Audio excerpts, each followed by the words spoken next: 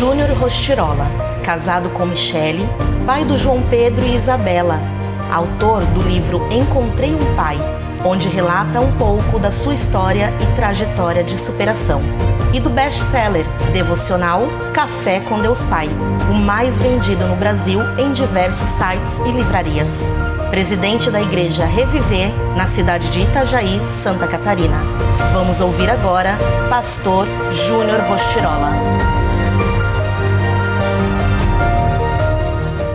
Glória a Jesus. Muito boa tarde, amada igreja.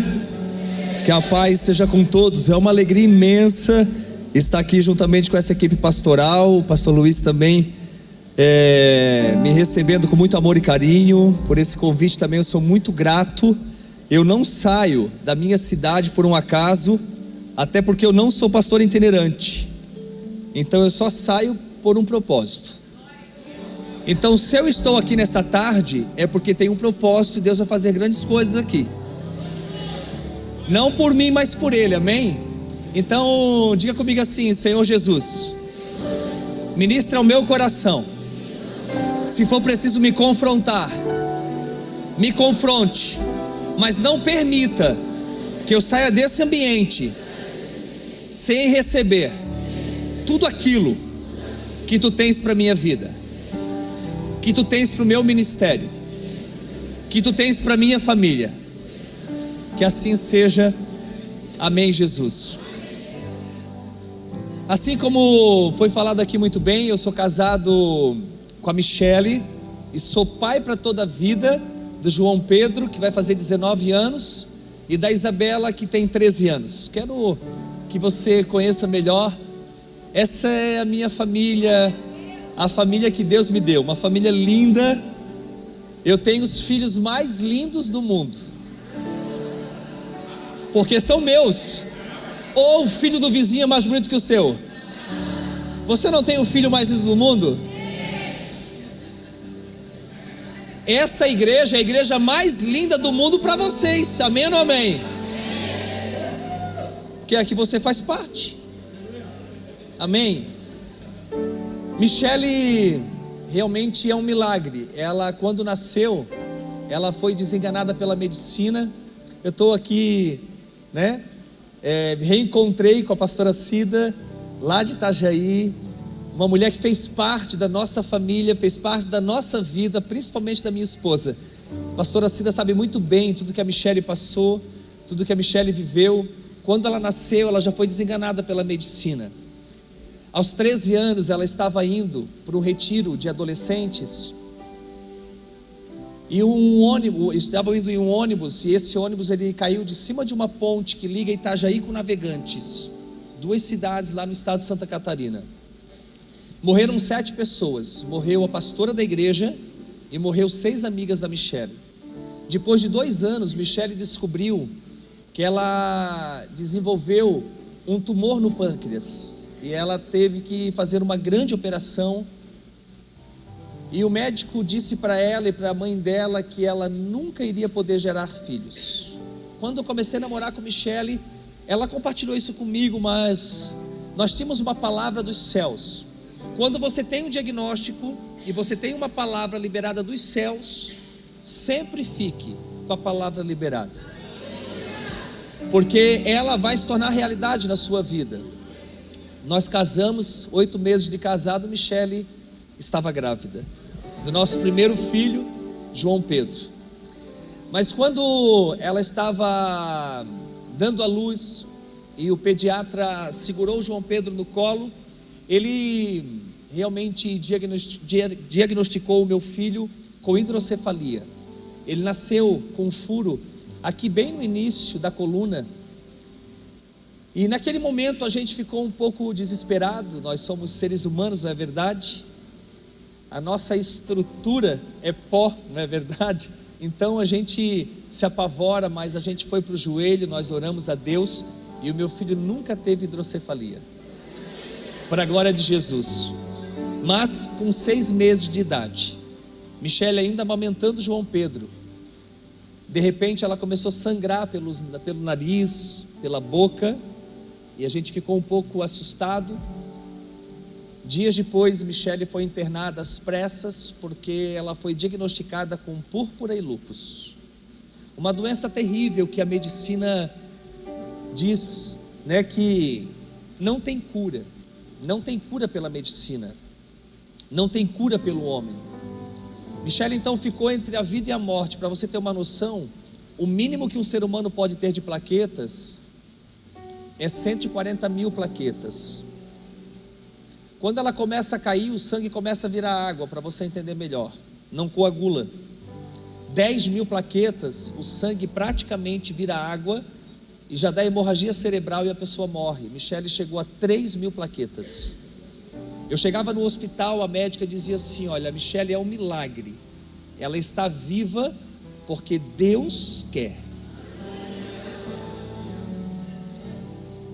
Chegou um dia, a médica disse assim: Júnior, não tem mais nada que eu possa fazer pela Michele, só um milagre. Michele tem uma frase muito interessante, inclusive ela está escrevendo o livro dela, vai lançar no começo do ano, e ela sempre diz assim: para viver o milagre tem que ter um diagnóstico ruim. Então, deixa eu te dar uma boa notícia: se você está vivendo um momento difícil na sua vida, você é a pessoa mais propícia para viver o milagre nesse tempo. Nós oramos e Michele, com toda a medicação que ela estava tomando, o máximo que ela poderia chegar era 30 mil plaquetas e ainda correria risco de vida. Mas de quinta para sexta, Michele passou de 3 mil plaquetas para 231 mil plaquetas e ela foi completamente curada. Isso já tem... Pode aplaudir ao Senhor. Aleluia, Jesus. Isso já tem 18 anos. Mas Michele sempre teve o corpo marcado. Para você ter uma noção, ela já fez 21 cirurgias. Nos últimos 5 meses ela passou por 4 cirurgias. E aí você pode dizer: nossa, mas quanto sofrimento, não é verdade? Sabe, tempos atrás eu estava ministrando na Reviver e Deus me trouxe uma palavra. Quando Jesus multiplicou os pães e os peixes, eram quantos pães? Quantos peixes? Sabe, Deus falou para mim fortemente ao meu coração que aos olhos humanos aquela multidão de 5 mil homens, sem contar mulheres e crianças, vamos calcular que naquela época não tinha televisão, então tinha muitos filhos. Eu calculo cerca de 15 mil pessoas. Aos olhos humanos, nunca se passou de 5 pães e 2 peixes. Aquela multidão nunca viu uma grande quantidade de pães e uma grande quantidade de peixes, mas foi no partir que houve a multiplicação. Deixa eu te falar uma coisa nessa tarde. Diante das circunstâncias que você está vivendo, talvez elas não sustentem a sua fé. Eu olhei para Michele aquela noite e eu disse: Michele, a sua saúde aos olhos humanos nunca foi o suficiente, mas você sempre desfrutou do milagre. A tua vista pode ser a maior inimiga da tua visão. Escolha olhar com os olhos da fé. Escolha realmente viver debaixo de uma palavra liberada sobre a sua vida. Porque quando você entende isso, tudo muda. Tudo muda. Eu não vou pregar sobre esse assunto. Eu vou falar sobre paternidade, sobre orfandade. Vou compartilhar um pouquinho também da minha história no decorrer da mensagem, mas não poderia deixar de falar um pouquinho da minha esposa, que realmente é um milagre. Aos 29 anos, nós, debaixo de 20 provas com Deus, eu fiz 20 provas com Deus. Eu não queria plantar uma igreja, mas Deus estava me chamando para algo muito maior. E aos 29 anos, eu plantei uma igreja com 8 pessoas. A primeira reunião foi na garagem da casa da minha mãe. 1 ano e meio depois, nós já éramos cerca de 400 pessoas. Estávamos em uma oficina, era um galpão de 300 metros quadrados. Tinha 240 cadeiras plásticas brancas, onde eu fazia 2 celebrações. Eu estava numa vigília e Deus falou para mim assim: Júnior, atravessa a rua e ora no terreno da frente. Eu disse para Deus assim: mas Deus, esse terreno está avaliado em mais de R$1,5 milhão, eu não tenho condições de comprar. Deus disse para mim assim: filho, atravessa a rua e ora no terreno da frente. O terreno da frente era alugado para uma empresa que vendia pedras de jardins. Eu lembro que eu estava com 20 pessoas, inclusive o pastor Anísio, que foi meu líder, está presente, está lá atrás. Se coloca de pé, pastor Anísio, abana aí, o pessoal te conhecer. Nós estamos juntos há 30 anos. Há 30 anos. Eu já fui filho dele e hoje sou pai. Ele já foi meu pastor e hoje eu sou pastor dele. Sabe, no reino tem dessas coisas, quando o teu coração está alinhado, quando você realmente entende o seu papel no corpo. Meu Deus, é meu Deus mesmo. Não é para qualquer um, não é verdade? Ele estava nessa vigília, nós estávamos em 20 pessoas e eu me levantei e eu disse: irmãos, Deus está falando para nós ir orar no terreno da frente. Todo mundo na hora, então vamos, pastor. E eu gosto de óleo, eu gosto muito de óleo ungido. Sabe, eu levei 1 litro de óleo e cheguei naquele terreno, tinha muitas pedras.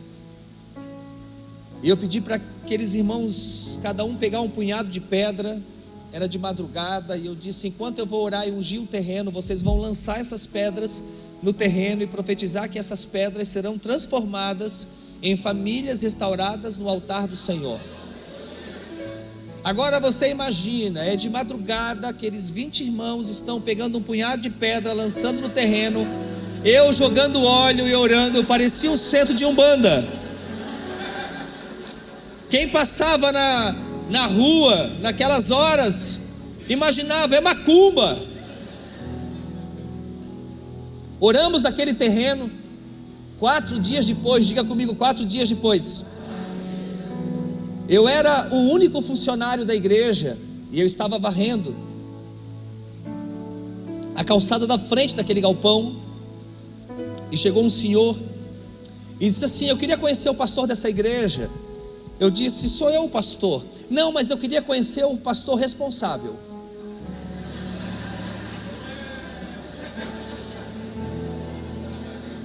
Eu não transmiti confiança. Talvez hoje eu cheguei aqui, você me julgou e disse: nossa, mas esse, cuide, porque Deus faz com quem Ele quer, quando Ele quer. E Ele é campeão em pegar as pessoas mais improváveis. Eu sou uma das pessoas mais improváveis para estar aqui ministrando sobre a sua vida. Às vezes eu olho e eu vejo tanta gente mais preparada e melhor do que eu. E por que eu, Senhor? E Ele diz: porque eu quero. Ele disse: eu quero conhecer então a sua igreja. Eu entrei, era fácil de mostrar, 300 metros quadrados, 240 cadeiras, tinha um banheiro só dentro da igreja, era bem assim, na área das cadeiras, onde o público ficava, e eu orava para que nas celebrações ninguém usasse, porque poderia acabar todo um culto. E o inimigo é astuto.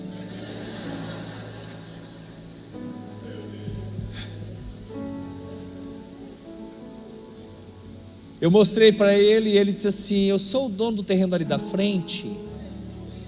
Quando ele falou, eu não sentia mais as minhas pernas. O que eu fiz? Ele bem assim: olha, Eu não sou evangélico, eu sou católico, mas também não frequento.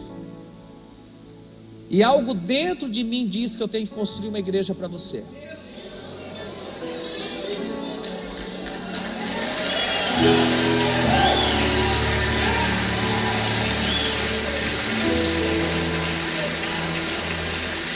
Para você entender, em 6 meses ele levantou um templo para 800 pessoas sentadas. Era bem próximo à casa da pastora Cida. Ela conheceu, ela visualizou tudo isso. Talvez está entendendo melhor a história agora. Uma das melhores sensações da vida é você comprar e outro pagar a conta. Eu profetizo sobre a sua vida. Deus vai levantar pessoas para pagar a sua conta em nome de Jesus. Deus vai levantar pessoas para financiar os projetos que Deus vai te dar, os projetos que essa igreja tem no Brasil e no mundo, em nome de Jesus. Não vai faltar recursos, não vai faltar recursos, porque Deus vai mandar, Deus vai levantar pessoas com recursos para financiar a sua obra. Tudo que você precisa ter é o coração alinhado com o coração do Pai. Nós entramos naquele templo com 400 pessoas, e 6 anos depois nós já éramos mais de 2.000 pessoas. Eu lembro que eu fazia 3 celebrações por domingo, e teve um domingo que eu fiz com 180 pessoas para o lado de fora, a última celebração, a terceira. Naquele dia Deus disse para mim assim, ó, pega o óleo.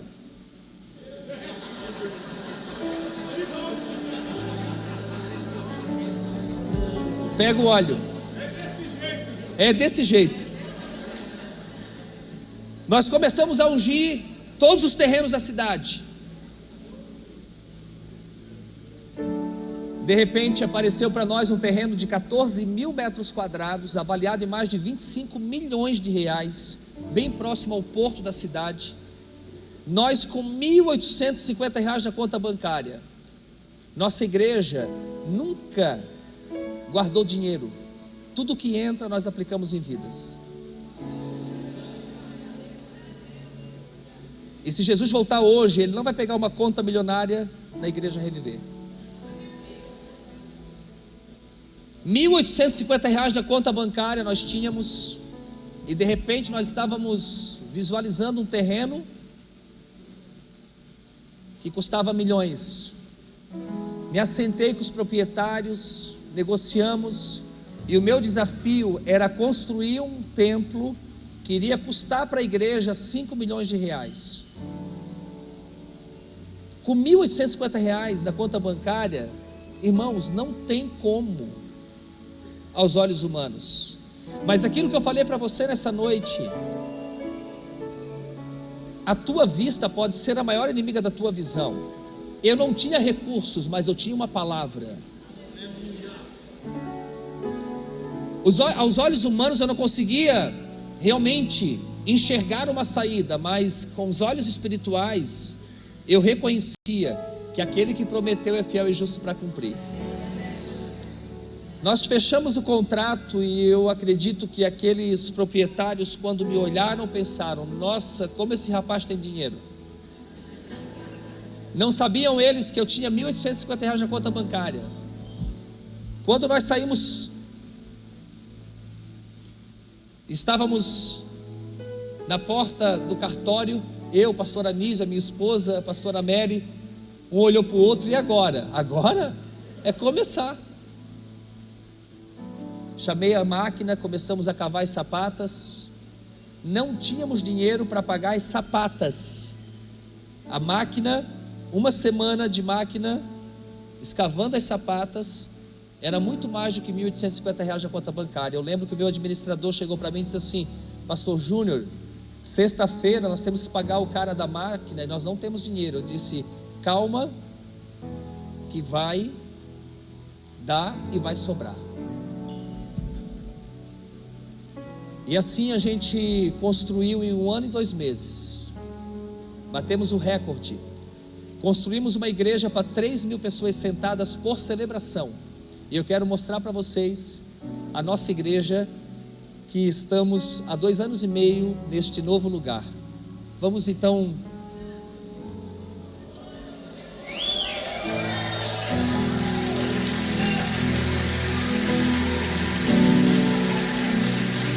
Pode passar as fotos.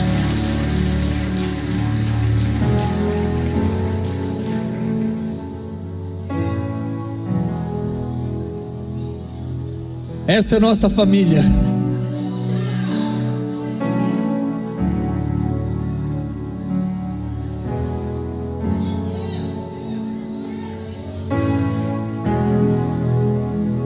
Essa é a nossa igreja. E eu trago um abraço da família Reviver.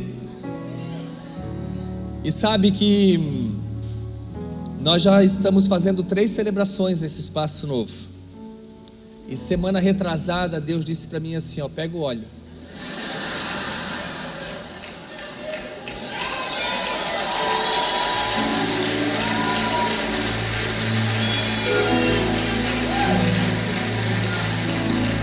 Aleluia, Jesus. A gente já ungiu um novo terreno. E nós temos um grande projeto para fazer naquela cidade. E eu acredito que um dia vocês ouvirão falar. Nós queremos construir uma cidade onde eu quero colocar todos os projetos sociais ao redor. E no centro do terreno eu quero construir a igreja. Sabe, deixa eu compartilhar. Eu não comecei a pregar ainda, eu não sei quanto tempo eu tenho, mas já que eu vim lá de Itajaí para cá, agora eu quero agoniar também. Eu estou brincando. Só me dá o horário lá no painel para eu poder seguir certinho. Mas assim, obra de Deus é igual o Poço Caipira. Quem já ouviu falar em Poço Caipira? Não? O Poço Caipira é assim: você cava 8 metros e a água começa a subir. Quando chega a 1 metro da boca, ela para. Se durante 50 anos você não mexer nesse poço, a água vai permanecer no mesmo nível. Mas se durante 50 anos você tirar a água desse poço e dar para beber para toda a cidade do Guarujá, a água vai repor e vai manter o mesmo nível. Se você esperar transbordar para fazer alguma coisa, você nunca vai fazer. Talvez você chegou nessa conferência dizendo o seguinte: Deus, eu estou esperando em você. Como profeta nessa nação eu digo para você: Deus está esperando em você. Não transfere para Deus aquilo que você realmente tem que fazer. Quando Moisés vai orar a Deus diante do Mar Vermelho, ele diz: peça para que o povo marche, continue, mesmo que aos olhos humanos seja impossível, continue. Talvez você pensou em desistir do ministério, talvez as circunstâncias estão difíceis, talvez você até pensou em desistir da vida. Ei, continue. Quem disse que aqui seria o céu? O próprio Jesus disse para mim e para você que no mundo nós teríamos o quê?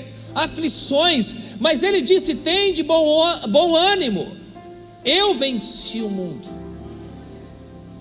Não é que os céus vão se abrir, os céus já estão abertos, e você vai conseguir. Pastor, mas está doendo. Continue, porque vai valer a pena, no final vai valer a pena. Não desista, não desista da vida, não desista da sua família, não desista dos seus filhos, não desista do ministério, não desista, continue. Deus é contigo, vai dar tudo certo, vai dar tudo certo, em nome de Jesus. Você crê assim? Irmãos, eu tinha que fazer uma introdução para você me conhecer.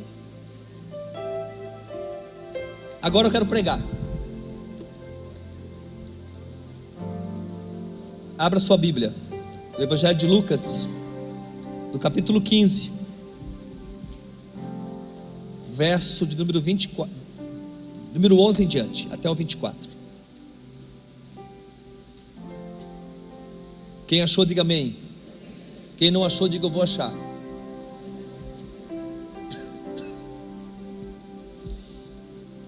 Jesus continuou: um homem tinha 2 filhos. O mais novo disse ao seu pai: pai, quero a minha parte da herança.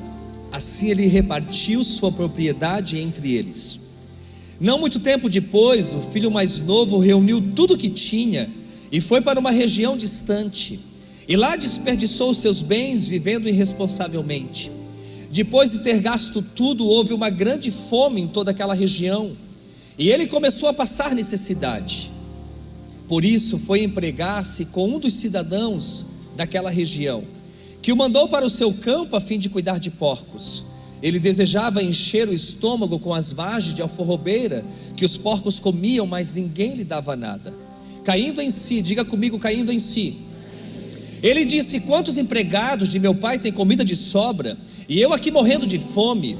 Eu me porei a caminho e voltarei para meu pai, e lhe direi: pai, pequei contra o céu e contra ti, não sou mais digno de ser chamado teu filho, trata-me como um dos teus empregados. A seguir, levantou-se e foi para o seu pai.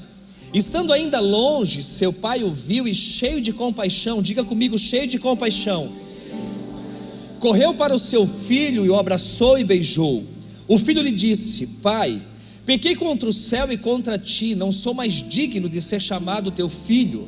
Mas o pai disse aos seus servos: depressa, depressa, tragam a melhor roupa e vistam nele, coloquem um anel em seu dedo e calçados em seus pés, tragam um novilho gordo e matem-no. Vamos fazer uma festa e comemorar, pois este meu filho estava morto e voltou à vida, estava perdido e foi achado. E começaram a festejar. Olhe para mim. Esse filho tinha acreditado em algumas mentiras. Ele acreditava na mentira que o melhor era viver longe da presença do pai, ou seja, longe da casa do pai. E de forma irresponsável, ele simplesmente diz para o pai: pai, eu quero tudo aquilo que eu tenho de direito, porque eu quero seguir os meus caminhos, eu quero seguir as minhas escolhas, eu quero viver a minha vida. E quem ama dá liberdade. Aquele pai amava o filho, aquele pai realmente sabia que o melhor era ele estar junto dele. Mas quem ama dá liberdade. Aquele pai então dá liberdade para aquele filho viver aquilo que ele achava que era o melhor para a sua vida. Então ele pega a sua herança e ele vai viver longe da presença do pai, longe da casa do pai. Mas a Bíblia diz que chega um determinado momento que ele cai em si. E quando ele cai em si, ele lembra da casa do pai. Por que ele lembra da casa do pai? Porque ele tinha boas lembranças. Aquele pai, ele era um homem bom, e ele realmente gravou boas lembranças na memória daquele filho. E aquele filho então, ele cai em si, a Bíblia diz. Caindo em si, ele disse para ele mesmo: quantos empregados de meu pai têm comida de sobra, e eu aqui morrendo de fome? Eu me porei a caminho e voltarei para a casa do meu pai. Até aí tudo bem, ele está arrependido, ele realmente reconhece o seu erro, ele reconhece que o melhor é viver junto do pai, perto do pai, sendo íntimo do pai. Então ele se põe a caminho e ele vai ao encontro daquele pai. E quando ele chega diante do pai, ele diz: pai, pequei contra o céu e contra ti.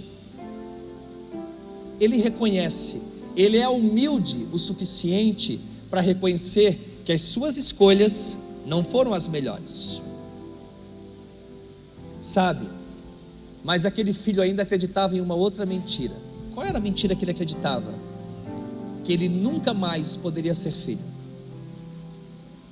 Porque quando ele diz: pai, pequei contra o céu e contra ti, até aí tudo bem, é uma verdade. Mas olha a mentira agora: não sou digno de ser teu filho, não sou mais digno. É como se ele tivesse perdido algo. Deixa eu te falar uma coisa nessa noite: não há nada de errado que você fez nessa terra que vai fazer Deus te amar menos. Nada. nada. O fato é que Deus te ama. Mas quantas mentiras você tem acreditado ao seu respeito? Que você não consegue mais, que por conta de uma escolha errada você realmente não é mais merecedor. Aquele pai, ele diz aos seus servos: depressa, depressa, coloque vestes novas. Eu entendo que aquelas vestes era o pai realmente reconhecendo a sua paternidade na vida do filho. Era dizendo para aquele filho: filho, você realmente é muito amado, você é muito bem-vindo. Tire essas vestes velhas, porque eu tenho algo novo para você. Aquele pai manda colocar um anel em seu dedo. Aquele pai está dizendo: olha, aqui você é honrado, aqui você é filho. Mas aquele pai também diz: coloque sandálias em seus pés. Aquele pai estava dizendo: eu tenho um destino para você.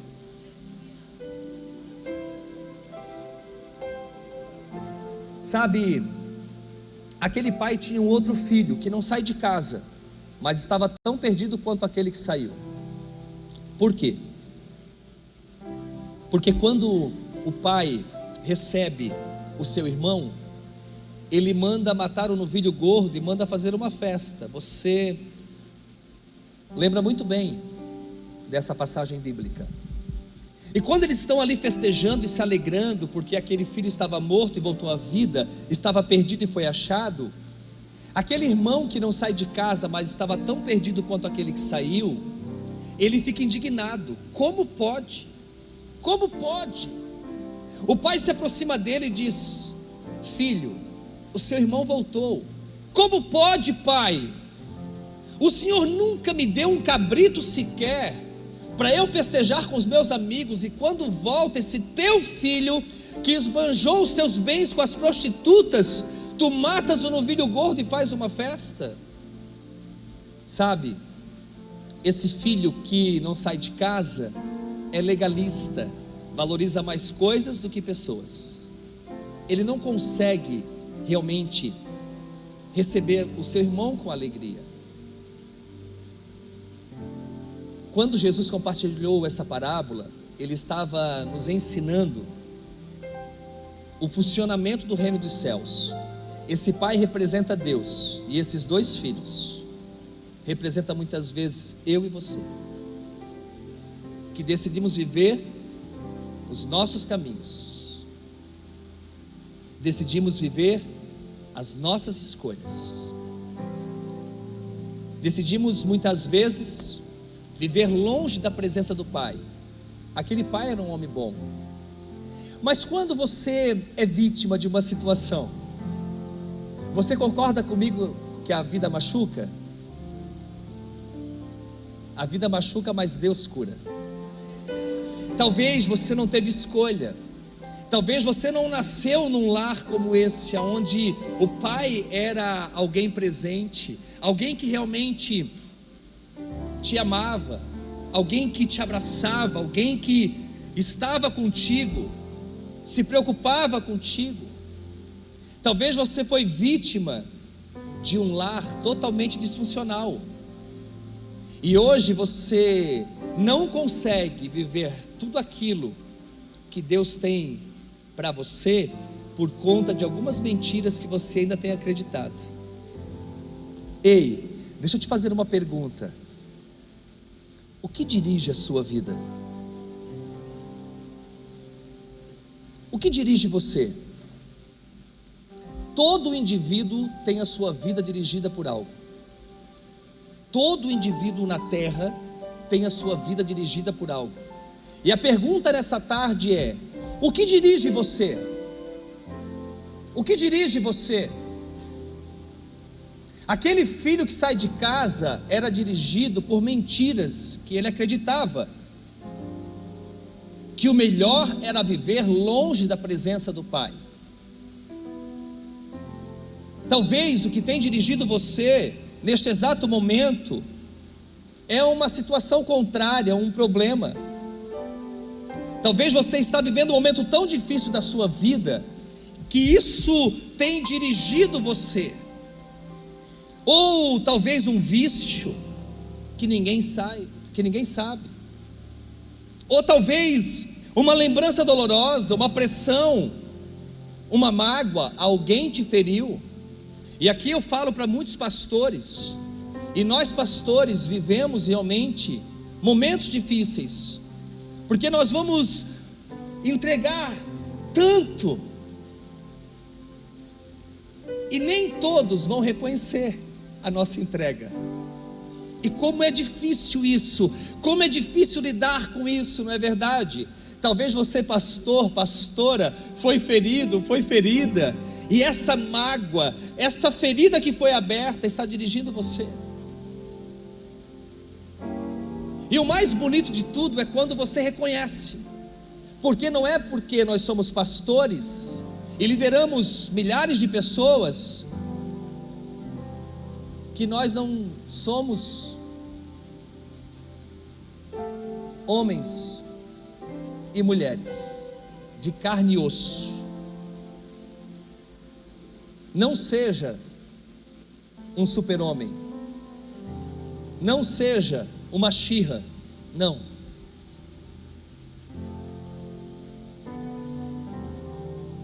A pergunta nessa noite é: o que dirige você? Talvez um abuso que você sofreu na infância, e você nunca falou isso para ninguém. Pastor, mas como mexer nisso agora? Mas isso talvez está dirigindo você há anos. E talvez muitas coisas da sua vida não fluem por conta de uma ferida que foi aberta e que nunca você deixou fechar. Talvez você está sendo dirigida por uma decepção, por uma traição. Talvez você, mulher, foi traída. Você depositou tanta confiança no amor da sua vida e essa pessoa falhou e abriu uma ferida enorme no seu coração. E talvez isso tenha dirigido você.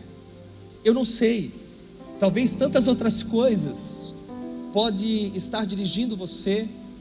O que você precisa nessa noite é abrir o seu coração e reconhecer o que de fato está dirigindo sua vida. Porque sem um significado a vida não tem relevância, a vida não tem esperança. Então nós precisamos decidir: ser guiados pelas circunstâncias ou ser guiados pelos propósitos de Deus. Ser dirigido por propósito parte do princípio de saber quem você é, ou seja, resolver o problema que está no seu coração. E qual é o maior problema que está no seu coração? Não são as contas para pagar amanhã, não é a família, não são os filhos, não.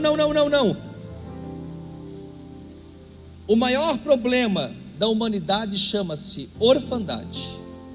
Esse é o maior problema da humanidade. Você não pode ir muito longe se você não tiver a sua identidade bem resolvida. Descobrir a sua identidade faz você operar a partir de quem você é e não das suas circunstâncias.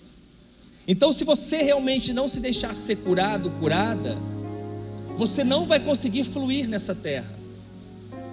Então, nós precisamos realmente fazer uma revisão de vida e ver o que está realmente impedindo nós de fluir, impedindo nós de viver os propósitos de Deus, impedindo nós de realmente viver os planos de Deus aqui na terra.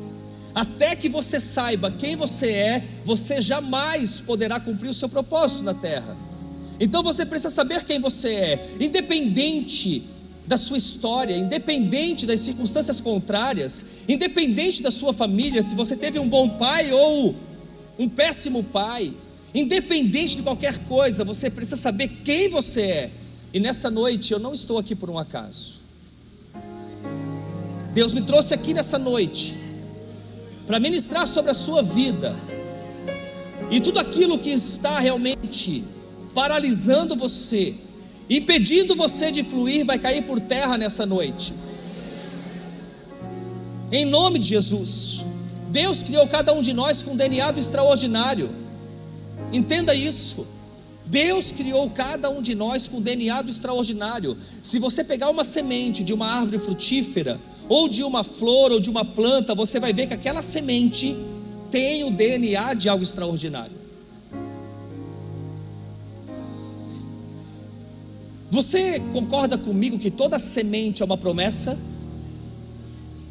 Para você entender melhor, se eu pegar uma semente de uma árvore frutífera e lançar nessa plataforma, ela nunca vai germinar, ela nunca vai crescer, nunca vai florescer e nunca vai frutificar. Por quê? Por quê? Porque ela não foi criada para estar nessa plataforma. Ela foi criada para ser plantada em terra fértil. Não é diferente com você. Se você não estiver com o Pai, sendo íntimo do Pai, se você não estiver curada, você nunca vai germinar, crescer, florescer e frutificar. Então, se uma semente tem o DNA de algo extraordinário, e quando plantada em terra fértil, germina, cresce, floresce e frutifica, uma semente dá quantos frutos? Milhares de frutos, incontáveis. Incontáveis.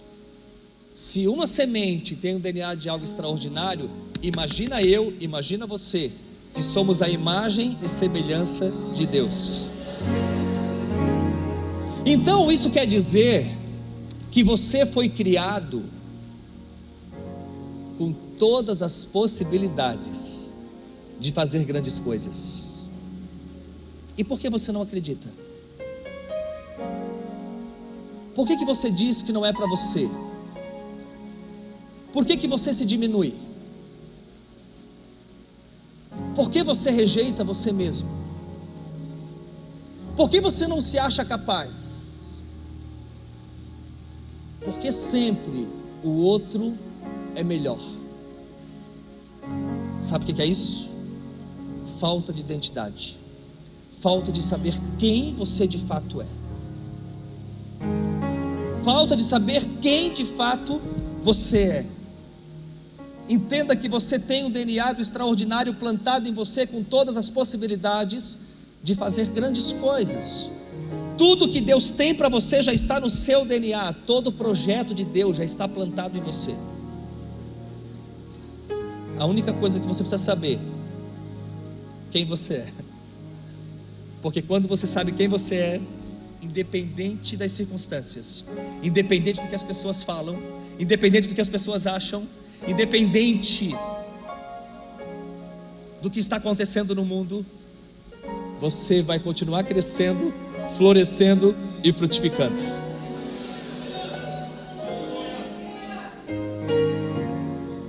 Quantas vezes você tem se preocupado com opiniões alheias? Ai, mas estão falando de mim. Deixa eu falar. Se você não vive com os elogios das pessoas, tampouco viva com as críticas. Entregue tudo a Deus.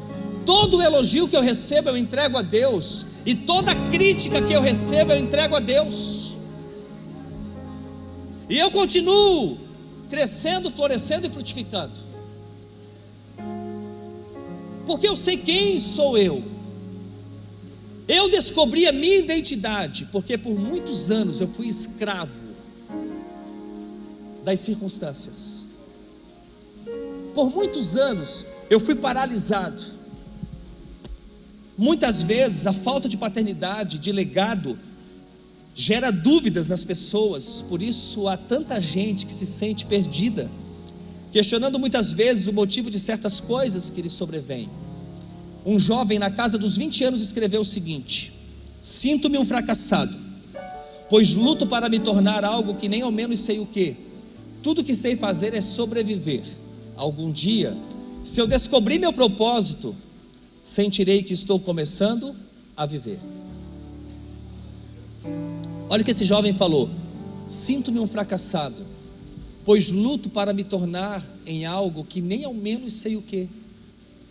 Tudo que sei fazer é sobreviver. Ei, deixa eu te falar uma coisa: a morte é mais universal que a vida. Todo mundo morre, mas nem todo mundo vive. Você não nasceu para sobreviver, você nasceu para viver os propósitos de Deus na terra.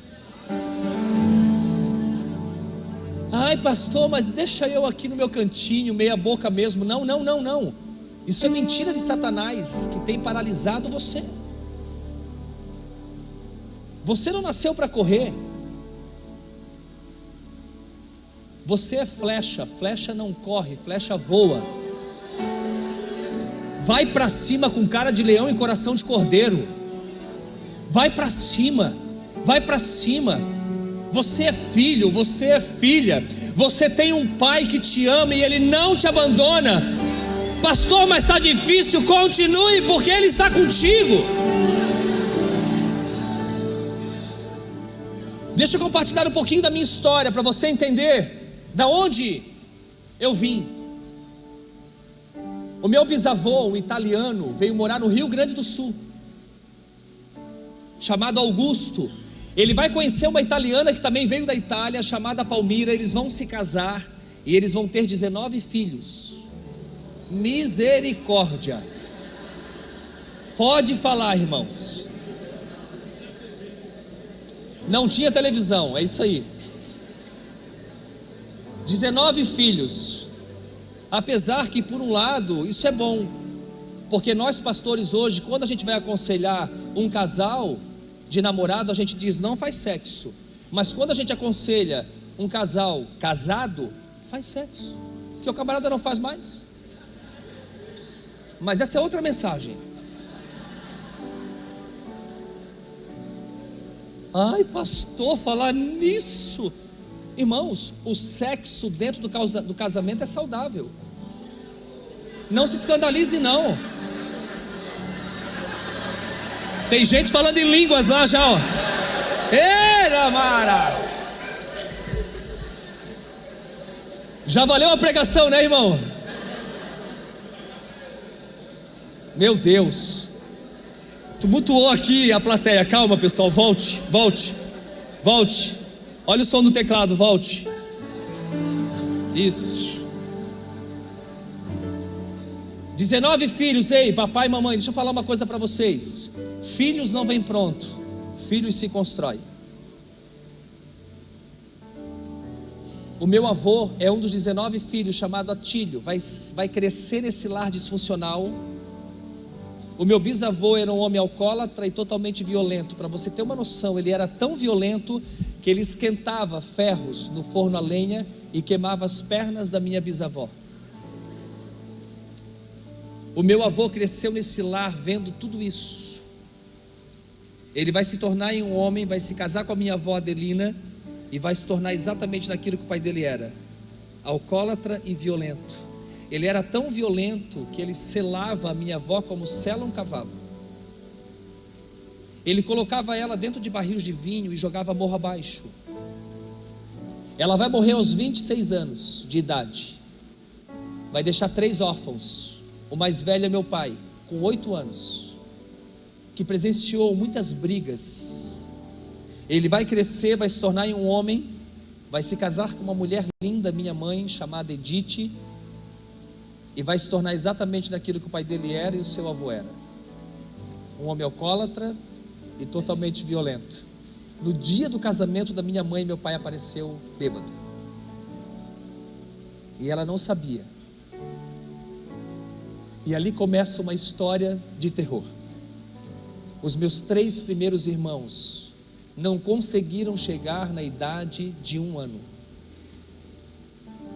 Um morreu aos 4 meses, um morreu aos 7 meses, e a minha irmã morreu aos 9 meses. Minha mãe apanhava tanto na gravidez que os filhos nasciam com problema. Para você ter uma noção, quando meu pai batia nela, ele desfigurava o rosto dela. Ela não conseguia nem se alimentar, só por canudinho, a vizinhança que acudia. Minha mãe começa a viver uma história de terror. Você imagina enterrar os 3 primeiros filhos. Ela diz que um dos filhos, ela estava grávida de 8 meses. Meu pai chegou em casa de madrugada, e naquela época eles moravam no interior. Então ela pegava água do poço e tinha 2 baldes de água. Ela estava dormindo, meu pai chegou e jogou aqueles baldes de água fria em cima dela para acordar ela, e se não bastasse, ele bateu tanto nela que ela entrou em trabalho de parto que durou 8 dias. Naquela época era parteira. O bebê nasceu, mas aos 4 meses ela encontrou morto na cama, porque ele nasceu com problema de coração. E assim foi a vida da minha mãe. Minha mãe então não quer mais engravidar. Ela decide adotar a minha irmã mais velha. Com 1 ano e meio de idade, minha mãe adotou a minha irmã mais velha. Agora é a minha mãe e a minha irmã correndo e apanhando do meu pai. Meu pai então entra com uma promessa: Edith, se você engravidar novamente de um filho homem, eu vou deixar de beber. Minha mãe tenta uma 4ª gravidez, então nasce a minha irmã Cristiane. Agora é 2 meninas, minha mãe correndo do meu pai. Minha mãe tenta uma 5ª gravidez e nasce a minha irmã Michele. Agora é 3 meninas, minha mãe correndo e apanhando do meu pai. Minha mãe então não quer mais engravidar. Minha mãe disse que quando ela engravidou de mim, foi um acidente. E quando ela falou isso para mim, eu já conhecia Jesus. Sabe, pastora Cida, o que eu disse para ela? Mãe, antes que eu chegasse no ventre da senhora,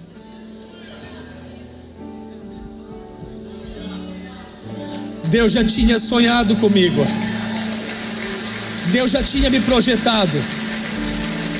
Ainda que eu não estivesse nos seus planos, eu estava nos planos de Deus. Eu nasci, mas o meu pai ficou sem beber apenas 1 dia. E a minha primeira surra foi aos 7 meses. Eu não lembro, mas minha mãe conta que eu estava com manha no berço, e ele chegou, e ele me bateu tanto que aquela madrugada eu fiquei chorando. Amanheceu o dia, eu ainda soluçava, e minha mãe não podia me pegar no colo, ela não podia sair da cama. Quando ele foi trabalhar, que ela me pegou no colo, estava todo marcado da surra que eu levei aos 7 meses de idade. E sabe, igreja, eu cresci nesse lar disfuncional, e eu me tornei num ser totalmente distorcido, totalmente paralisado. Quando chegou a idade de ir para a escola, eu não conseguia me relacionar com ninguém. Então eu me tornei naquela criança esquecida lá no banco da escola. Sabe aquela criança isolada? Era o Júnior. Eu não conseguia me relacionar com ninguém. As poucas vezes que eu tentei me relacionar com os amigos da escola, por exemplo, eu não sei jogar futebol. Por que eu não sei jogar futebol? Porque as poucas vezes que eu tentei jogar futebol com os meus amigos, eles não permitiam. Eu nunca fui escolhido para jogar no time deles. Tempos atrás, um jovem da minha igreja disse: pastor, nossa, que legal, o senhor nunca foi escolhido. Eu disse: legal porque não foi com você. Foi muito difícil para mim. Ele disse: não, pastor, é que hoje todo mundo quer jogar no seu time. É isso que Deus faz.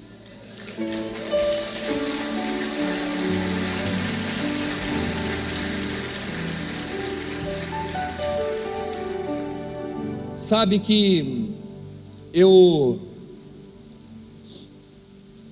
sofri muito bullying na escola, eu apanhei muito, porque como eu não tinha nenhuma expressão, então os moleques não perdoavam. Eu lembro de cenas, eu saindo da escola, no término, e naquela multidão de alunos eu ficava perdido. Então eu lembro de cenas, eles me chutando, pegando a minha mochila, jogando longe, e ali, cada vez mais eu me paralisava, cada vez mais eu realmente me sentia um nada, totalmente rejeitado. Eu fugia da violência de casa, mas quando chegava na escola eu também apanhava.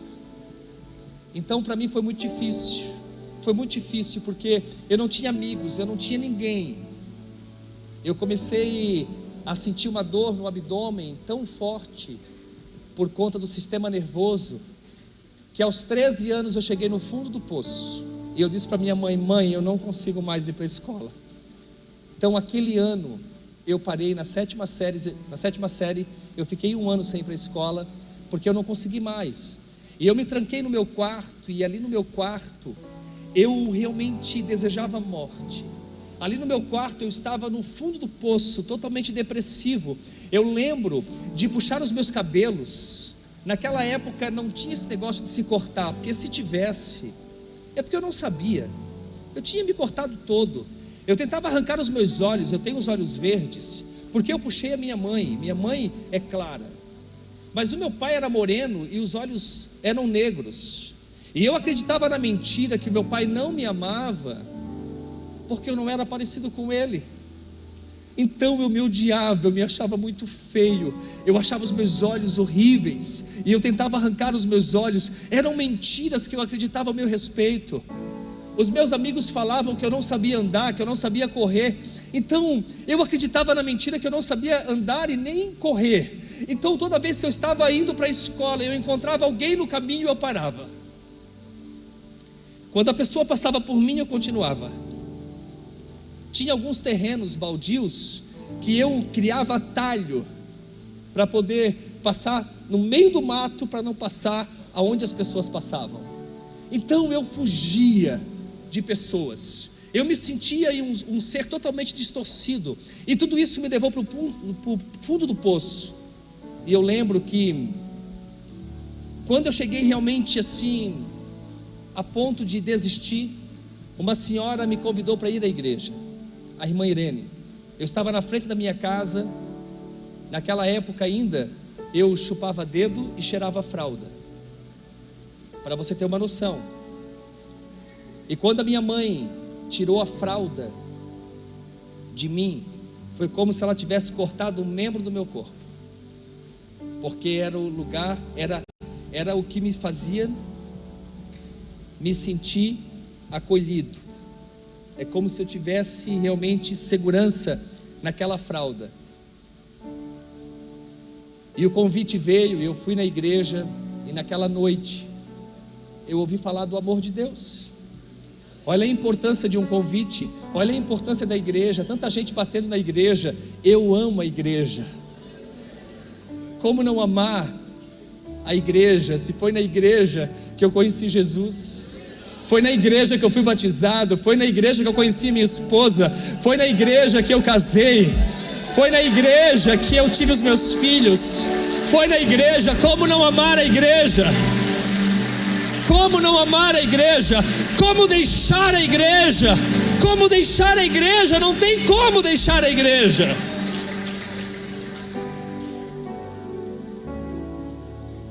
E naquela noite, ouvindo falar do amor de Deus, no final o pastor fez um apelo. Eu estava no último banco, era muito envergonhado, e uma força me impulsionou, o Espírito Santo me impulsionou, e eu fui até ao altar, e ali eu me lancei.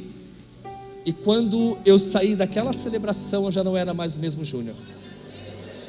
Eu cheguei em casa falando para minha mãe: mãe, eu encontrei um lugar, eu encontrei realmente um lugar onde existe amor, onde existe Deus. E eu comecei a falar. Minha mãe não deu muitos ouvidos para mim, porque ela tinha muitas outras preocupações. Uma das preocupações era fugir do meu pai, porque ele andava com facas para matar ela. E passado-se 1 ano, lá estava o Júnior descendo as águas do batismo. Eu convidei a minha família, mas ninguém foi. Mas eu estava lá descendo as águas do batismo aos 14 anos. E para você ter uma noção, o inimigo tentou me paralisar, porque o caminho que eu fazia da minha casa até a igreja, eu tinha que atravessar uma ponte que ligava um bairro ao outro. E nesse caminho sempre tinha uns meninos jogando bola. E por eu não ter muita expressão e sempre andar de cabeça baixa, eu apanhava. E eles me ameaçavam. E eu não podia mais fazer esse caminho. Então eu fazia um caminho 4 vezes maior. Passava por outro bairro, para chegar no bairro onde era a minha igreja. Mas eu nunca perdi um culto. Eu estava convicto que aquele que começou a boa obra era fiel e justo para terminar. E assim eu continuei. Quando me batizei, semanas depois, o meu pai, nessa época, já estava no fundo de uma cama, com 40 quilos. Ele foi se entrevando, e ele ficou do tamanho de uma criança de 7 anos, todo entrevado assim, todo paralisado. Para você ter uma noção, ele era tão ruim que quando minha mãe ia dar comida para ele, que ela virava as costas, ele jogava o prato nela.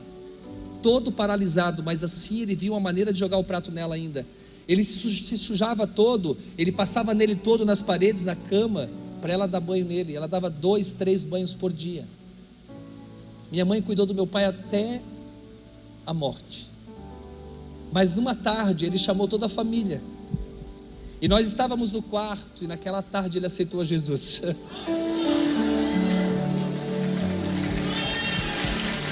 Naquela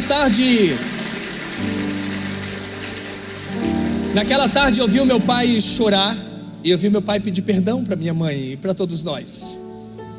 E assim que ele pediu perdão, ele entrou em coma, veio a ambulância, levou ele. 15 dias depois ele voltou, mas voltou dentro de um caixão.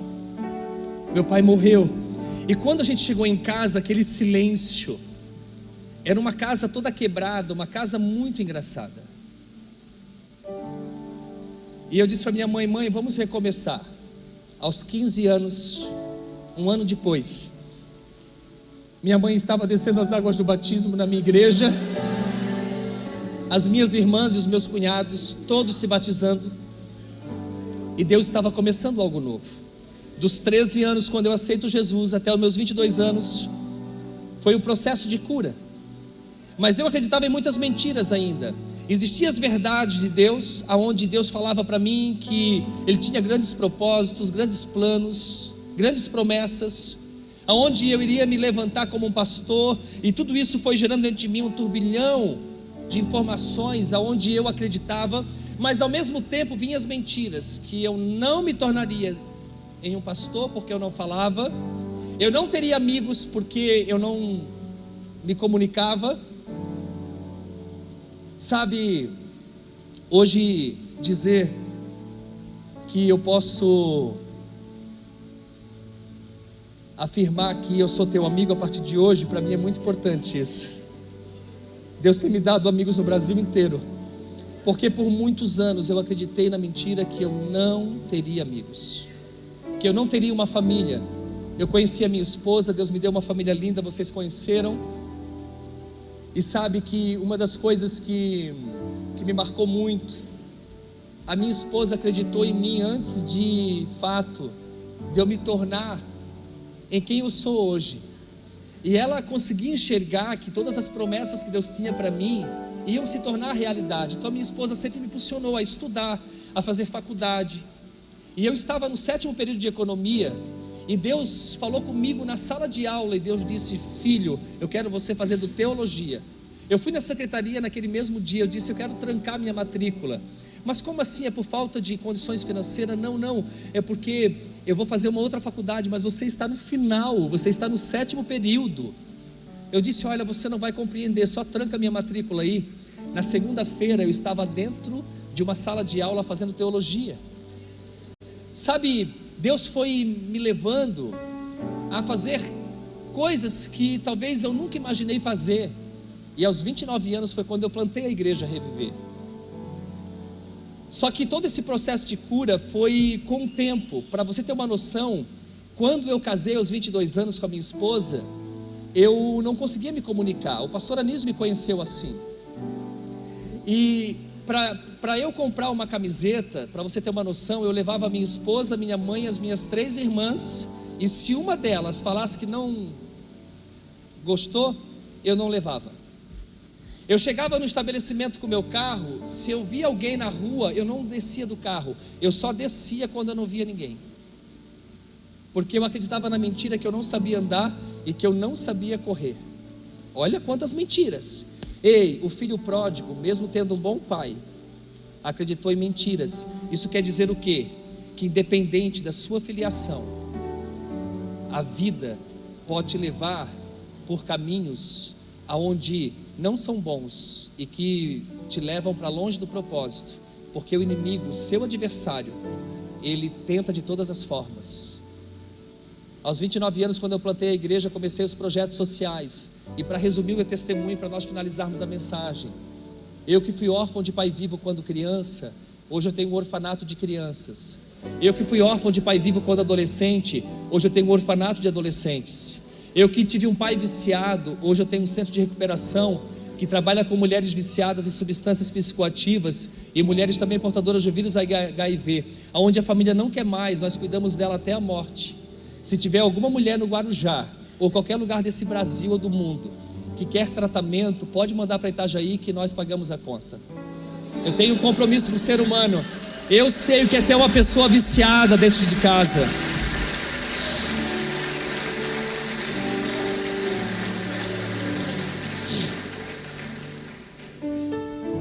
Eu sei o que é ter uma pessoa viciada dentro de casa. Meu pai, eu queria tanto ter tido tempo para ajudá-lo, mas eu não consegui. Mas com o tempo eu fui entender que tudo era um propósito. Sabe, tem dores que você passa que não é para te matar, mas é para te preparar para curar outras pessoas. Então eu posso dizer nessa noite que a sua dor hoje, amanhã será o seu maior testemunho. Eu que passei por necessidade, hoje nós temos um projeto chamado Mercado Solidário, onde famílias carentes recebem um dinheiro solidário que nós criamos, e os pais, as mães pegam um carrinho e vão no mercado fazer as compras, porque é o pai dando a bolacha para o filho. Eu não quero que o filho tenha uma lembrança do pastor Júnior dando uma bolacha, mas que o filho lembre que o pai ia no mercado e dava bolacha, porque quando o filho pródigo lembrou da casa do pai, ele teve boas lembranças. Quando você marca boas lembranças nas memórias dos seus filhos, lá na frente faz toda a diferença. Por exemplo, a minha menina, quando tinha 7 anos, eu mandei um buquê de flor na escola, e eu só disse assim: o pai te ama. Marcou tanto ela que as amigas ficaram tão alvoroçadas que as amigas diziam: nossa, eu também queria que meu pai mandasse flor para mim. E outra coisa, eu fui o primeiro homem a mandar flor para minha filha.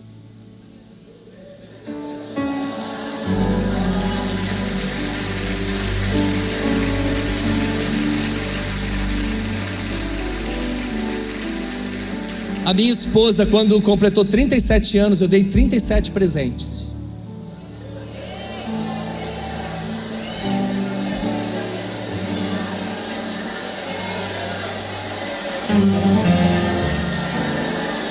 Será que eu arrumei confusão aqui?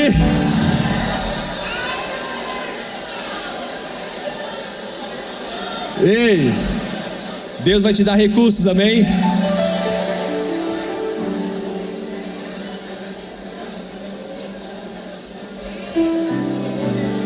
Faça isso. Grave boas memórias. Faça isso.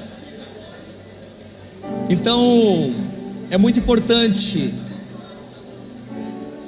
a gente amar as pessoas que estão ao nosso lado, amém? Eu que nunca pratiquei esportes, hoje eu tenho alguns projetos de esporte na igreja também. Então tudo aquilo que um dia foi uma dor, virou no meu maior testemunho e também em projetos sociais, onde está abençoando milhares de pessoas. Nos últimos anos, foi para adoção mais de 350 crianças, que foi para uma família, que foi para um lar. Sabe, eu não estou nessa terra por um acaso. Eu estou nessa terra para cumprir um propósito e dar destino para as pessoas. E você também não está por um acaso. Eu não sei qual foi a sua história, talvez você não teve uma história igual à minha, mas talvez você teve. Eu não sei. Eu sei que encontrar um pai é entender que nós fomos gerados nele, convidados a reconhecer a sua soberania e a viver de fato a liberdade do céu na terra. Encontrar um pai é eliminar as pendências, ou seja, memórias doentias do passado, e deixar de acreditar nas mentiras de Satanás, prosseguindo assim mediante a cura e vivendo o propósito pelo qual você nasceu. Chegou a hora de você ter um encontro de cura que só pode vir de um lugar: do Pai. Você está prestes a viver um momento incrível na sua vida. Eu quero que você feche os seus olhos e, ao som dessa canção, com os olhos fechados, traga neste momento a lembrança de como foi a casa do seu pai. Quais são as lembranças que você tem da casa do pai?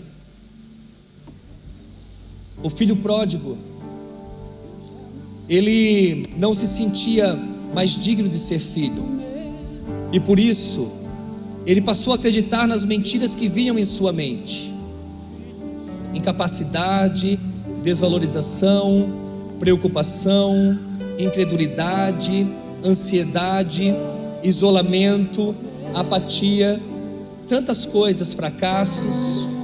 Talvez a sua lembrança seja igual à minha, não tão boa. Talvez o seu pai não foi alcoólatra, mas ele era ausente. Talvez o seu pai não era ausente, mas não te abraçava. E hoje você não consegue abraçar as pessoas que você ama. Ninguém dá aquilo que não recebeu. Com os olhos fechados, traga à sua memória as lembranças de como foi a casa do seu pai. Talvez o seu pai até te abraçava, mas nunca falou eu te amo. E hoje você não consegue dizer eu te amo. Hoje você não consegue realmente se expressar. Hoje você não consegue colocar para fora aquilo que está dentro de você. Talvez você esteja sofrendo e não saiba o motivo.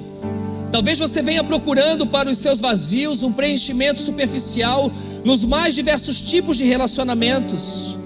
Talvez você queira que todos e tudo olhem para você com prioridade e atenção. Talvez a cultura dominante deste mundo tenha criado uma pressão tão negativa que esteja levando você a demonstrar pelo lado de fora o que você não é pelo lado de dentro. Assim como eu sempre pensava, talvez você não se ache digno, digna. Talvez você não reconheça o valor que você tem. Eu não imaginava o propósito que Deus tinha para a minha vida. Existe uma solução, existe um pai, e eu encontrei esse pai, e tive minha filiação restaurada, e você também pode ter a sua filiação restaurada nessa noite. É possível sim, ter a sua vida totalmente restaurada. Olhe para mim.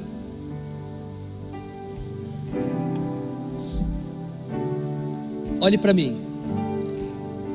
Quando eu estava naquele altar, me desmanchando diante da presença de Deus, Deus falou 3 coisas para mim que eu quero deixar para vocês. Deus falou para mim quem eu era. Deus falou para mim quem eu não era. E Deus falou para mim quem eu iria me tornar. Nessa noite Deus fala para você, meu amado, minha amada, você é um filho amado, uma filha amada. Você não é a sua circunstância, você não é o seu pecado, você não é essa rejeição, não, você não é essa palavra de maldição que foi lançada sobre a sua vida. Você não é. E quem você vai se tornar exatamente naquilo que Deus sonhou para você. Grandes coisas estão por vir. Grandes coisas. Eu acredito em novos sonhos sobre essa igreja. Eu acredito em novas realizações. Eu acredito em novas conquistas. O Senhor, atrás do pastor aqui, isso, olhe para mim. Se o seu pai tivesse dado a certeza para você que você foi a coisa mais importante que ele teve nessa vida, teria sido diferente? Você tem essa convicção hoje? Que o seu pai reconhecia que você era a pessoa mais importante? Ou em alguns momentos você tem dúvida? Tem dúvida? Eu quero dizer para você que em todo tempo você foi amado por Deus. E se você me permitir, eu quero te dar um abraço.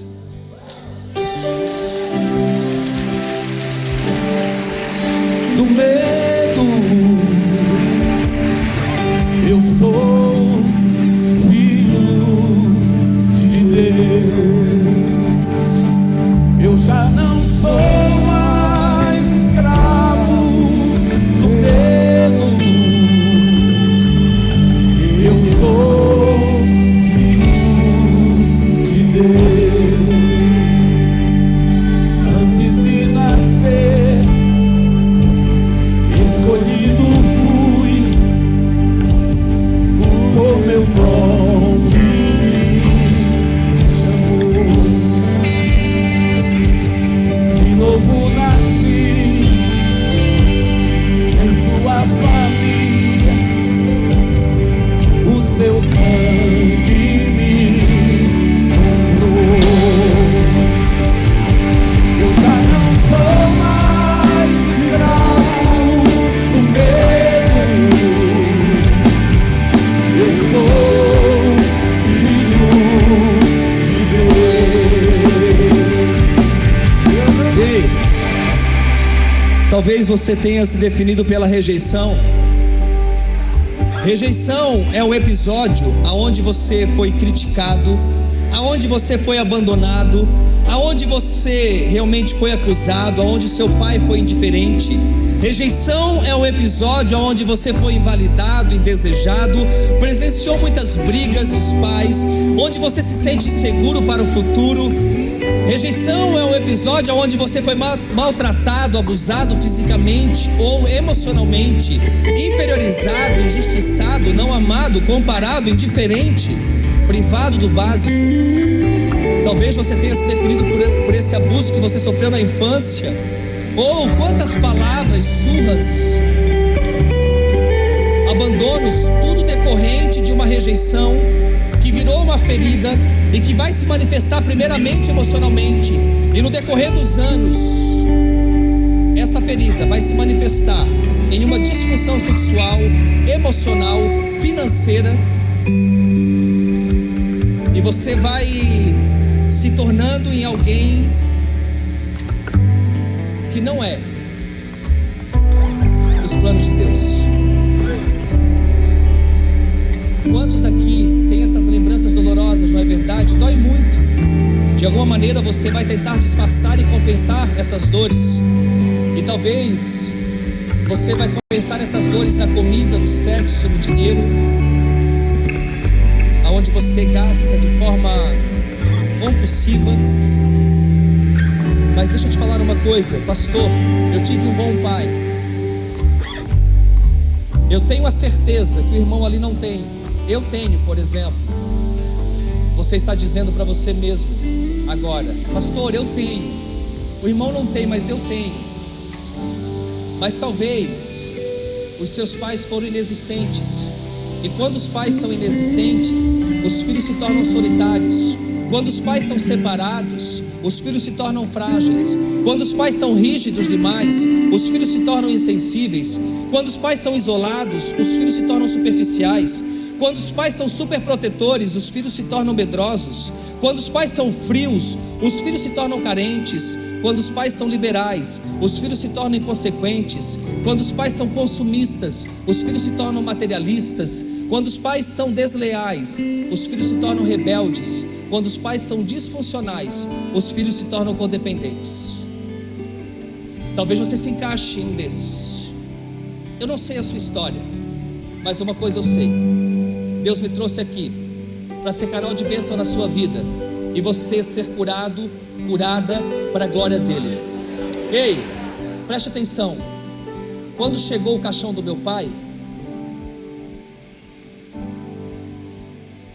que eles abriram, o meu pai veio num amontoado de ossos, todo paralisado, os braços tortos. E eu lembro que eu me aproximei do caixão dele, e tudo que eu queria era estar perto dele, porque até então eu não conseguia. E eu lembro que eu queria abraçar o meu pai, só que os braços dele não conseguiam me abraçar. Aos 33 anos eu já era pastor de uma grande igreja, da Reviver. Eu estou numa conferência como essa, e o pastor amigo meu que estava ministrou sobre o abraço. E naquela noite eu descobri que o abraço cura. Porque ele dizia assim, ó: quem aqui sente falta de um abraço? E eu descobri que eu sentia falta de um abraço. E quando eu abracei ele, é como se eu estivesse abraçando meu pai. Eu nunca abracei meu pai biológico. Ele nunca me pegou no colo, ele nunca disse eu te amo. E na minha adolescência eu desenvolvi um sentimento de inveja muito grande, porque eu invejava os meus amigos que tinham pais, e eu dizia: por que eu não tenho? Por que eu nasci nesse lar? Por que eu tive esse pai? Quantas vezes eu questionei? Eu não sei a sua história, mas uma coisa eu sei: nessa noite Deus quer te curar. Eu quero chamar aqui os pastores e as pastoras que vão me ajudar nesse ato profético, e eles podem vir aqui na frente. Você pode permanecer sentado, e os pastores vêm aqui na frente rapidamente. E os pastores vão representar os seus pais biológicos, as pastoras vão representar as suas mães biológicas. Então, se você teve algum problema com seu pai biológico, você vai abraçar um dos pastores. Se você teve algum problema com a sua mãe biológica, você vai abraçar uma das pastoras. Talvez você não vai falar nada, talvez é só um abraço, mas também talvez você vai dizer o seguinte: eu acho que não precisa nem tanto, senão não vai caber todo mundo aqui. Eu acho que pode, isso, os demais estão vindo, pode voltar, pastores, isso, porque senão não vai caber todo mundo aqui. Eu queria só 10 na verdade, eu acho que é o suficiente, mas já que tem bastante aqui, e só alguns voltem por gentileza, porque o pessoal vai vir, então senão vai dar muito tumulto aqui, ok? E tem que ter um espaço para um abraçar o outro. Isso, tá ótimo assim. Aqui pode ir, isso, tá ótimo isso, você agora deu. Pode permanecer os demais agora, amém? Isso, tá ótimo aqui. Mais uma pastora aqui, pode ser a pastora Cida que estava aqui, pode ficar aqui, a pastora Cida. Isso, 2 mulheres, tá aqui a pastora Cida. Então só pro lado aqui, vão um pouquinho pro lado. Isso, só para não ficar muito tumultuado aqui. Talvez você vai dizer o seguinte: pai, eu quero te liberar perdão, porque o Senhor traiu a minha mãe, porque o Senhor me ofendeu, porque o Senhor me abusou, eu não sei. Você vai colocar para fora, porque quando você colocar isso para fora, você vai ser curado. Deus preparou esse encontro. Ah, mas eu sou pastor, o que as pessoas vão dizer? Qual é o problema? Você é tão homem quanto eu. E mesmo nessas viagens que eu tenho feito, Deus tem me curado até os dias de hoje. Eu pastorei uma igreja de 5.000 pessoas na sede, e fora as outras igrejas que eu estou plantando no Brasil. Isso não me faz melhor do que ninguém, e eu já entendi que eu estou em processo de cura. Todos nós, até Jesus voltar, vamos estar em processo de melhoramento.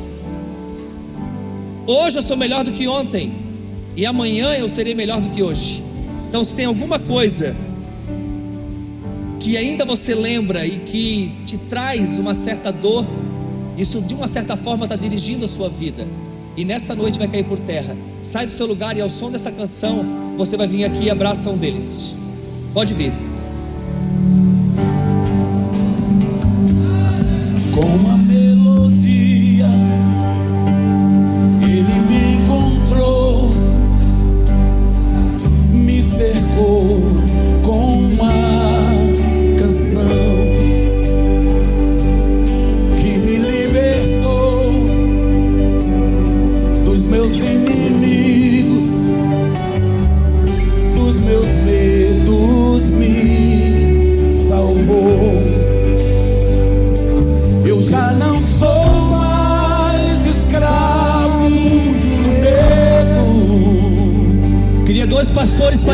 direcionar eles aqui para mim.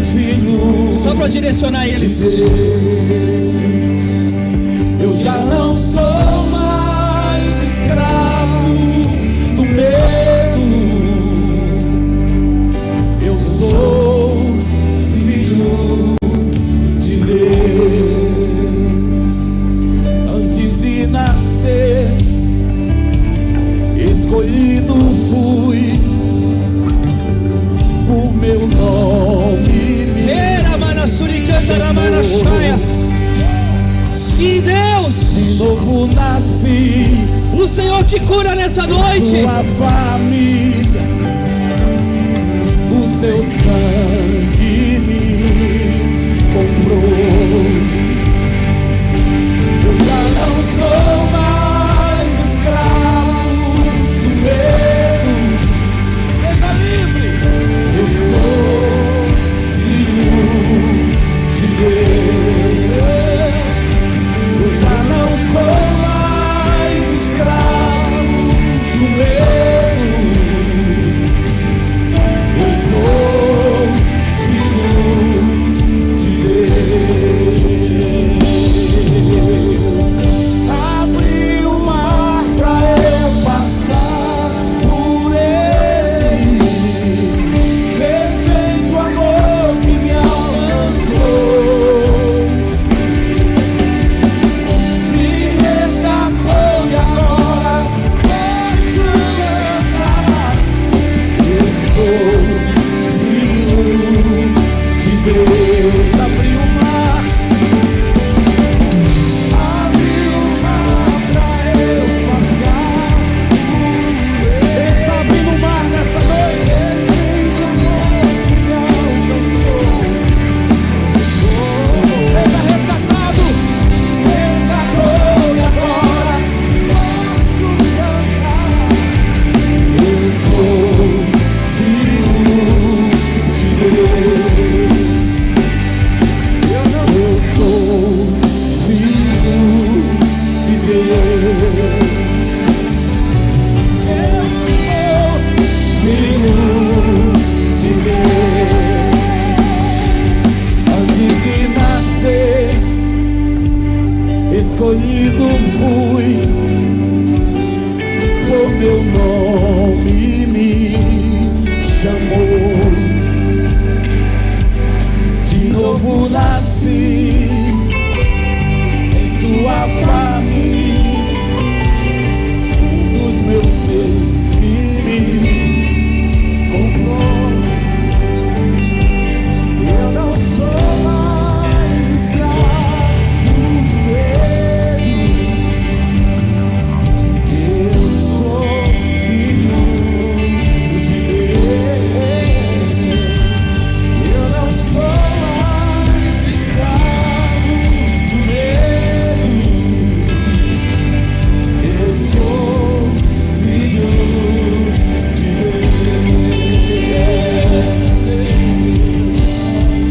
Deus. O Senhor está te curando nessa noite. O Senhor está te curando nessa noite. Vai recebendo a cura do Senhor. Vai recebendo a cura do Senhor. Ele te cura, Ele te sara. Aleluias. O inimigo não tem mais poder sobre a tua vida. Todas as mentiras estão caindo por terra. Sim, toda rejeição cai por terra nessa noite. O Senhor te ama. Ele te ama. Você é filho, você é filha. Aleluia, Jesus. Vem, filho amado, vem em meus braços descansar. Aleluia. Vem segundo de conduzir ao meu altar. Ali falarei contigo.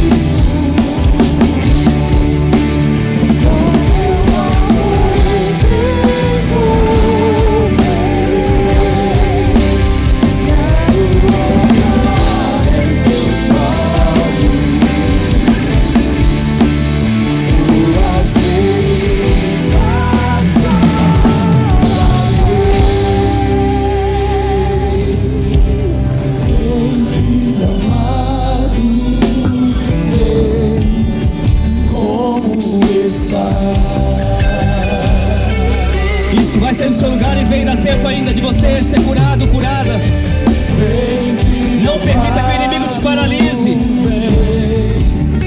Como está?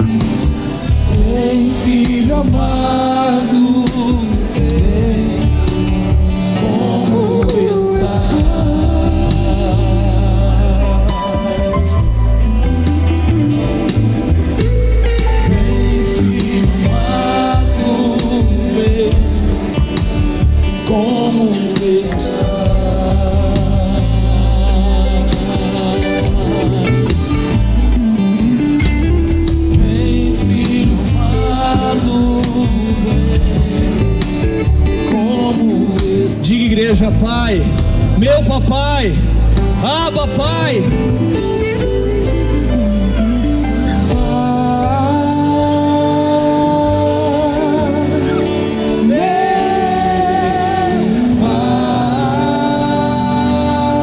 Se Deus, ela maraçou e canta na maraçai.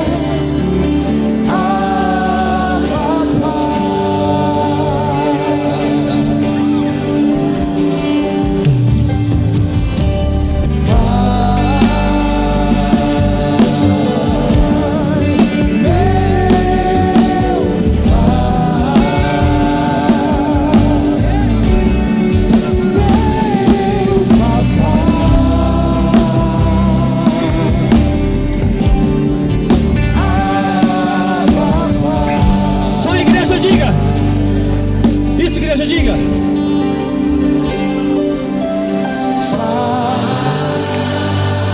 Diga para ele ouvir.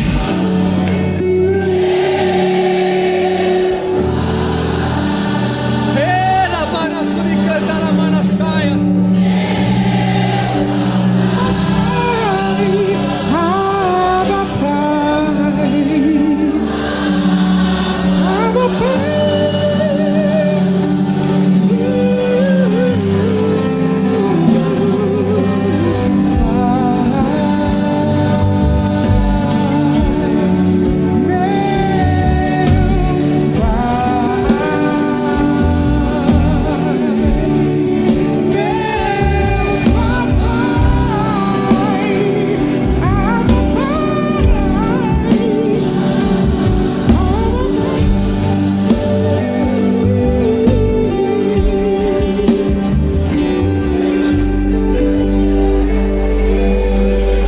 Eu sinto de fazer mais 2 orações.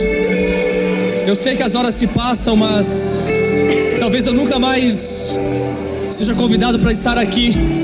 Mas agora que já estou, Deus está falando fortemente ao meu coração, e eu prefiro arrumar um problema com o pastor do que com Deus, na verdade. Mas rapidamente, eu estou brincando, eu sei que eu tenho liberdade, mas eu preciso orar. Pode tomar seu assento. Só levante a mão se for você, por gentileza.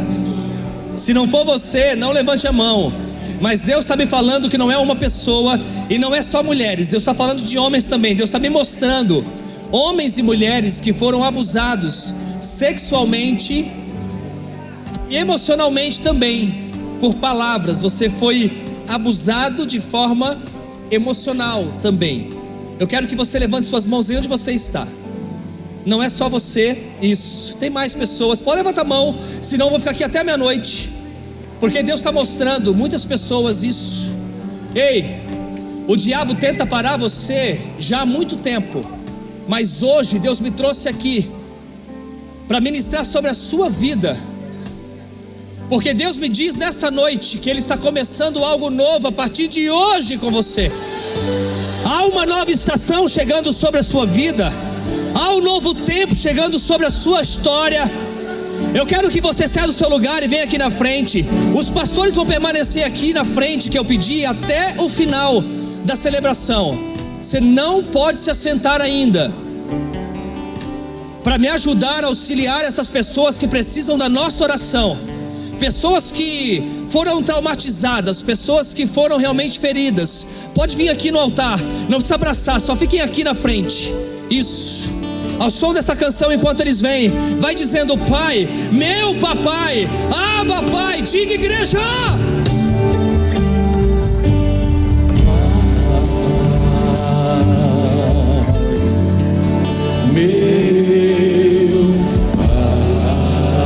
Isso, pode ir mais aqui na frente no altar. Meu papai. Isso, vai mais pra cá, vem mais pra cá vocês. Pode vir.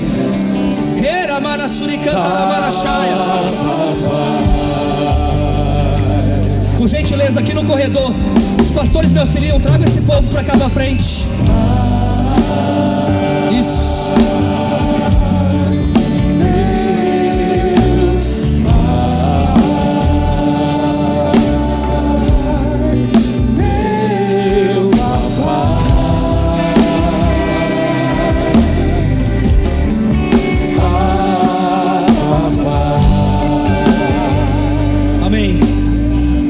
Suas mãos para cá,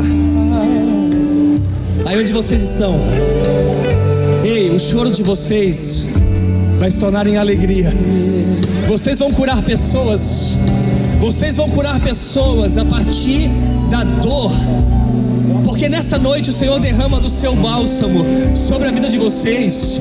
Ei, Deus está me revelando nessa noite que alguns de vocês se sentiram culpados. Quem são vocês? Levante as mãos. Se sentiram culpados ainda pelo abuso sofrido. Em nome de Jesus, essa mentira cai por terra nessa noite. Em nome de Jesus, essa mentira cai por terra. Coloque a mão no seu coração. Pai querido, Pai amado, como ministro do teu evangelho nessa terra, como profeta nessa nação, eu oro por essas vidas, ó Pai, que um dia, Senhor, foram abusadas, sejam, Senhor, fisicamente ou emocionalmente. Eu oro para que nessa noite, ó Pai, em nome do teu Filho amado Jesus, o Senhor traga cura, o Senhor traga cura, Senhor, que elas consigam liberar perdão, porque perdoar não é um sentimento, perdoar é uma decisão. E eu oro para que a partir da decisão dessas pessoas venha o Senhor de fato a cura, venha o renovo, venha a unção nova sobre elas, para elas, Senhor, realmente viver um novo tempo, uma nova estação. Senhor, tira, Senhor, toda dor, tira, Senhor, toda dor, Senhor, todo trauma, toda paralisia, todas as mentiras que essas mulheres e esses homens, Senhor, realmente acreditaram, nessa noite cai por terra, nessa noite cai por terra. Não pode mais paralisar essas vidas, nós não aceitamos. Eu repreendo em teu nome, Jesus, toda mentira de Satanás, toda mentira de Satanás, cai por terra nessa noite. A igreja que concorda, diga amém. Ei, olhe para mim, olhe para mim agora. A partir de hoje, isso não vai mais dirigir você. Você vai dizer baixinho aí, você vai repetir comigo, e quando chegar no nome da pessoa, se você sabe, você vai dizer baixinho, mas você vai decidir nessa noite. Perdoar não é um sentimento. Você não vai acordar de manhã, ai, que sentimento de perdoar aquela pessoa que me abusou, que sentimento de perdoar aquela pessoa que falou mal de mim. Não, não, não, não. Perdoar não é um sentimento, perdoar é uma decisão. Eu decido perdoar. Então nessa noite, você vai decidir perdoar. Eu quero que os pastores agora parem de orar. Por gentileza, os pastores parem de orar, porque é muito importante que essas pessoas agora repitam essa oração comigo. Você vai dizer assim, ó: eu, diga o seu nome, decido nessa noite, em nome de Jesus, perdoar. Fala baixinho o nome da pessoa. Daqui para frente, ela não fará mais parte da minha vida. Eu abençoo, eu libero perdão, que ela encontre Jesus, mas que eu viva os propósitos de Deus na terra. Que assim seja em nome de Jesus. Volte para o seu lugar, agradecendo ao Senhor. Aleluias.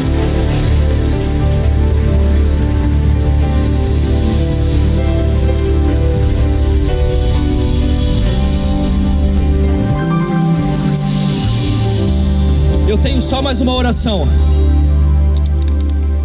Rapidamente, não levante a mão se não for você. Mas Deus me revela nessa noite que tem pessoas aqui que não tem muitos dias, você pensou na morte.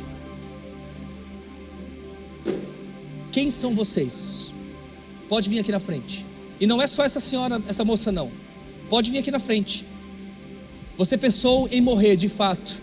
Você pensou até inclusive que a morte seria a solução. Deus manda um recado para você. Então sai do seu lugar e vem aqui na frente. Isso. Não são só essas pessoas, tudo bem se você não vir. Eu vou continuar sendo o mesmo. A minha vida não muda, mas a sua muda. Não permita que o inimigo te paralise. Ai, mas eu tenho vergonha. Ei, aqui é um lugar saudável, nós estamos em família. Aqui o choro é saudável. Amém? Então se tem mais alguém, se você não consegue vir sozinho, sozinha, pede para o teu irmão do lado, me leva lá na frente, porque talvez o inimigo está paralisando você. E assim como ele tentou com mentiras tirar sua própria vida, ele não vai desistir. Mas em nome de Jesus, a partir de hoje, Deus realmente começa algo novo com você. Nós não aceitamos essa mentira na sua vida. Estenda suas mãos para cá. Pai querido, Pai amado, eu repreendo em teu nome, Jesus, toda mentira de Satanás sobre essas vidas que estão pensando na morte. Senhor, aonde o inimigo tem realmente levado elas a acreditar em muitas mentiras, que a solução é a morte. Ah, Senhor, sabemos que o inimigo ele tenta de todas as formas, mas sabemos que Tu és um Deus presente que não nos abandona. E o Senhor me trouxe aqui para falar com essas vidas, porque elas são importantes. Saiba nessa noite o quanto você é importante. Deus está falando com você porque Ele te ama. Ele tem um propósito para a sua vida, Ele tem um propósito para a sua família. Essas mentiras essa noite caem por terra. Nós repreendemos toda ação do inimigo. Que toda mentira de Satanás nessa noite caia por terra, mas que vocês vivam os propósitos. E que a partir de hoje vocês abram os olhos espirituais, os ouvidos espirituais, para enxergar aquilo que Deus está mostrando, para ouvir aquilo que Deus está falando. O quanto vocês são importantes, o quanto vocês são amados do Pai. Que em nome de Jesus, toda angústia, toda tristeza Senhor, todo sentimento, Senhor, negativo, cai por terra nessa noite, para a tua glória, e que os teus filhos possam viver o novo a partir de hoje. Eu quero que você, pastor, que está orando por essa pessoa, abrace ela, sinta o abraço do Pai, o quanto você é importante. Isso, abrace essa pessoa, diga o quanto ela é importante para a glória de Jesus. E a igreja que concorda, diga amém e aplauda o Senhor.